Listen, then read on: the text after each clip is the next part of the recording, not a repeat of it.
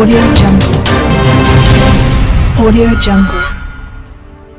అక్షయ పాత్ర స్ఫూర్తితో త్వరలో అన్న క్యాంటీన్లు పునఃప్రారంభిస్తామని సీఎం చంద్రబాబు తెలిపారు.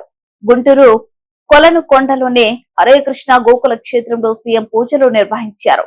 వెంకటేశ్వర స్వామి దయతోనే అలిపిరి బాంబు పేలుళ్ల నుంచి బయటపడ్డ ప్రజలకు సేవ చేసేందుకు ఆ స్వామి నాకు తిరిగి ప్రాణభిక్ష పెట్టారు.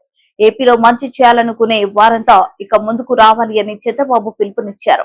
నామాలు కనబడుస్తూనే ఉంటాయి. ఇంట్లో నుంచి పైన ఎక్కి చూస్తే తిరుమలలో ఉండే 3 నామాలు ఇంటి దగ్గర నుంచి చూసే అవకాశం వస్తుంది. నేను నమ్మిన దేవుడు, నమ్ముతున్న దేవుడు, నేను ప్రార్థించే దేవుడు వెంకటేశ్వర స్వామి అని చెప్పి కూడా నేను మీకు తెలియజేస్తున్నా.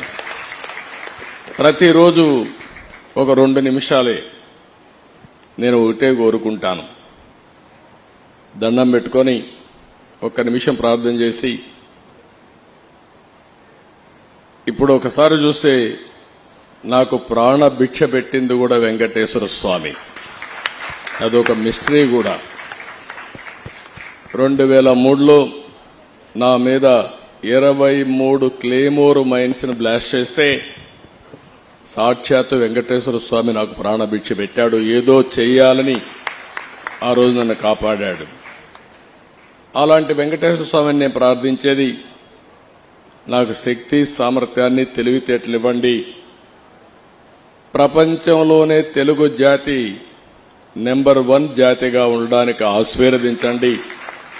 ప్రపంచంలోని ఇండియన్స్ అందరూ కూడా గ్లోబల్ సర్వీసెస్ అంటే ప్రపంచంలో ఉండే ప్రజలకు సేవలు అందించే అవకాశాన్ని కల్పించండి. ఈ దేశంలో పేదరికం లేని సమాజం, అందుకే ఇటీవల నేను మాట్లాడుతున్నా జీరో పావర్టీ. మనందరి బాధ్యత. సమాజం మనకి ఇవన్నీ ఇచ్చింది. ఈరోజు నేను ఒక ముఖ్యమంత్రిగా ఉన్నా, రమణ గారు former chief justice of India అయినా, లేకపోతే వేదిక పైన ఉండే పెద్దలు కొంతమంది మంత్రులైనా, ఇక్కడికి ఉండేవాళ్లు వివిధ రంగాల్లో బ్రహ్మాండంగా రాణిస్తున్నా, ఇది మనకు సమాజమే ఈ అవకాశం ఇచ్చింది.